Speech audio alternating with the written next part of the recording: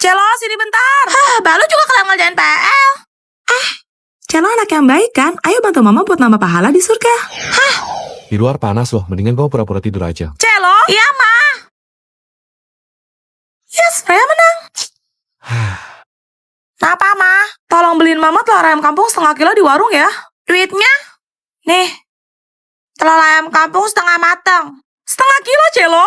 Ya udah, Celo catat di tangan biar nggak lupa. Bang, beli dong. Beli dong. Mau beli apa, Neng? Beli telur ayam kampung setengah kilo. Nih ya. Ini Bang duitnya. Waduh, Neng. Duitnya gede amat. Nggak ada yang kecilan. Abang nggak ada kembalian. Emang harga telurnya berapa, Bang? 15.000, Neng. Kalau yang ini berapaan, Bang? Yang itu 10.000. Yang ini? Itu 5.000 dua. Oke, nambah satu lagi. Kalau permen yang ini, Bang? Yang itu import, Neng. Agak mahal. 20.000. Oke, Bang, bungkus. Asyap. Kok jadi gini? Ima. Wah, makasih ya, Celo. Kamu emang paling bisa diandalkan. Dah ya, Ma. Tunggu bentar. Kembaliannya mana? Tadi abangnya bilang gak ada kembalian, makanya Celo jajanin aja biar pas. Yes, gue yang menang. Seperti biasa, tiap malam Jumat gue bakal ngundang tamu ke studio buat ceritain pengalaman horor mereka. Selamat malam semuanya. Malam. Malam. Ya, silahkan. Kejadian ini kita alami pas gue lagi mau belajar berenang buat ambil nilai praktek olahraga. Jadi kita berangkatlah bertiga ke Villa Snow yang ada di kawasan Bogor Atas. Jujur gue juga udah lama banget gak kesana. Villa itu diurus sama sebuah keluarga yang emang dipercaya sama nyokap gue. Sebut saja Mang Tario dan Bi Inem. Pas awal nyampe gue ngeliat, wih kolam renangnya luas juga. Walaupun dingin karena seru nyemplung lah, kolam itu dibagi 2 bagian gitu. Ada yang gak terlalu dalam, palingan cuma 1,5 meter doang. Tapi kalau jalan sampai ujung, kedalaman dasarnya bisa mencapai 3 meter. Oh, ngerti. Ya udah, gue sama Snow ngajarin Vian teknik nafas sama basic berenang. Gak lama sih Vian langsung coba praktekin. Tapi karena gue lagi gak enak badan, gue cabut naik duluan buat bilas. Masuk angin lu. Sisa gue sama si Aska dong, tapi menjelang maghrib si Aska malah kebelet bokep, ditinggal gue sendirian. Kelar mandi gue samperin kan mereka. Tapi si Vian malah meronta-ronta minta tolong di dalam kolam. Karena gue takut dia tenggelam, mau gak mau gue jemput lagi. Gue kaget denger Snow teriak-teriak, langsung ngebut gue ke arah kolam, tapi gue ngeliat si Vian tergeletak sambil batuk-batuk. Aduh. Gue ngamuk banget ke Vian, gara-gara dia gegayaan. Berenang gak bisa pakai cara mandi kolam 3 meter. Sumpah gue tuh lagi di kunci attack, tapi kaki gue tuh kayak ada yang narik dua-duanya, kecilnya cepet banget. Demi. Posisinya tuh udah mulai gelap. Tapi gue ngeliat di kolam ada kayak rambut hitam mengambang. Terus pelan-pelan kepalanya naik ke permukaan. Mukanya pucat sambil senyum gitu ke arah gue. Merinding woi.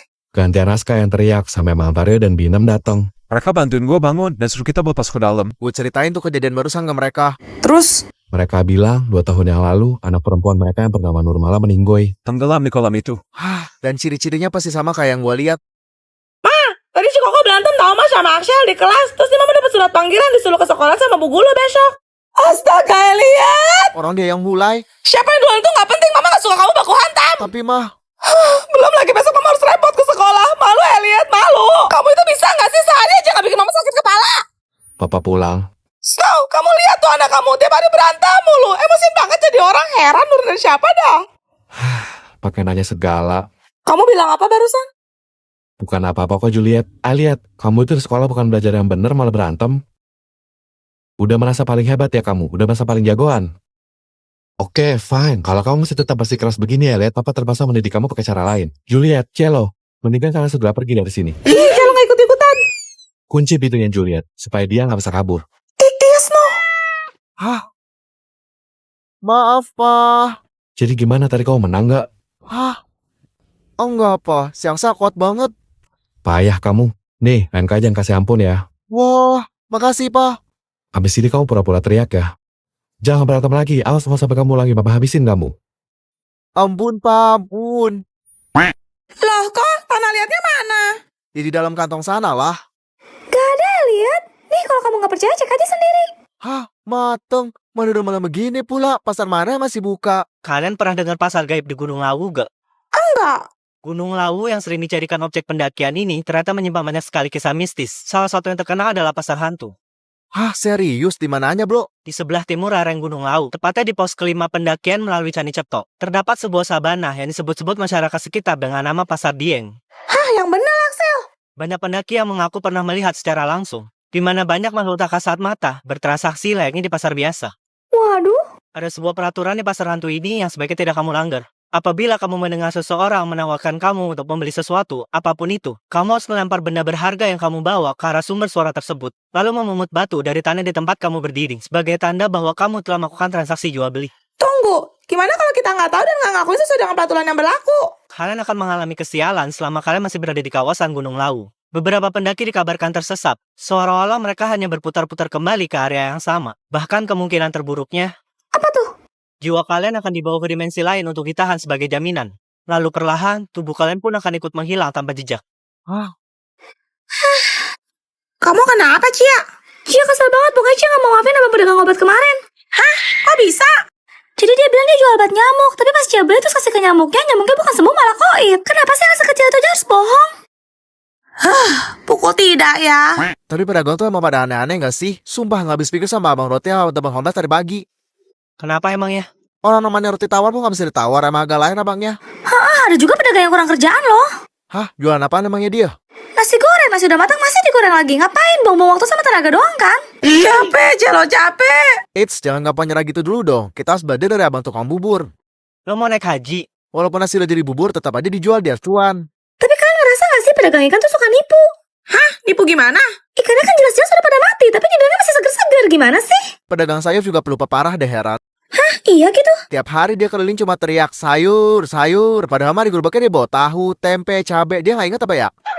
Tunggu. Kok makin kesini makin kesana? Tapi gak ada yang ngalahin abang tukang cetak foto sih. Maksud lo? Masa gue tadi tinggal kalimat berapa dia jawab 5.000.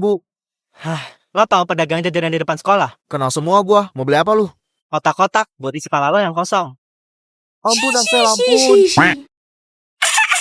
Lihat deh semuanya. Ini set alat mewarnai baru aku. Aku sengaja minta warna biru supaya bisa samaan kayak Axel jadi pasangan.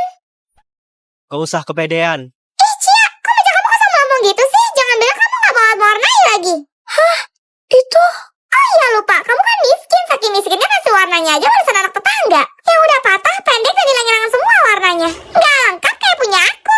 Cia belum selesai ngomong guys, jangan dipotong. Kemarin kata Bu Guru kan cuma disuruh bawa satu per kelompok, jadi alat warnanya ada di cello. Paling bawa apaan sih si cempreng? Mana mungkin bisa nandingin punya aku. Ini. Wah, baru ya cello. Itu koper set alat mewarnai kan, bagus banget. Dilihat-lihat mirip sama punya Axel loh. Iya, biar kembaran sama Axel. Cie. Heboh amat sih, masih bagusnya juga punya aku. Nih, aku bakal nunjukin ke kalian. Tuh, kalian pasti iri kan? Yang suka warna biru? Tim cello langsung subscribe aja. Ayo buka-buka cello. Cie penasaran isi di dalamnya sama apa enggak? Oke, pertama kita buka kardusnya dulu nih guys. Celo emang minta papa yang warna pink sih, gambarnya unicorn gini. Tada! Lanjut, sekarang Celo mau buka kopelnya. Bisa kalian lihat sendiri ya guys, ini tuh bertingkat-tingkat gitu. Celo mau naikin yang kanan dulu. Kita juga dapat buku gambar nih guys, isinya macam-macam hewan. Sekarang Celo mau naikin yang kiri, dan ini penampakan kopelnya ya guys. Tuh, isinya ada 6 susun. Kita dapat spidol akrilik, pensil warna, krayon, cat air, dan perlengkapan mewarnai lainnya. Totalnya ada 133 piece guys. Kalau kalian lebih suka yang mana? Kopel Celo? Atau koper aku? Hah, ini kelas apa pasar? Ribut amat mentang-mentang gak ada guru ya? Sekarang ibu mau tanya, siapa di antara kalian yang ngerasa bodoh? Silakan berdiri. Gak ada nih, jadi kalian udah ngerasa pintar semua. Kamu ngerasa kamu bodoh, Elliot? Oh enggak, Bu.